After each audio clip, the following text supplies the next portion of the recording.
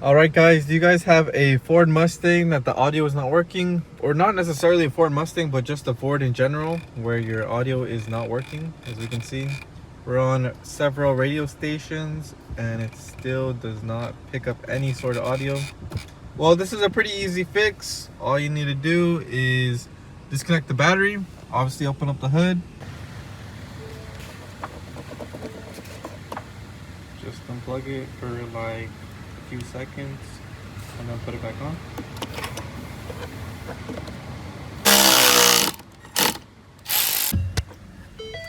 And now we go to try it.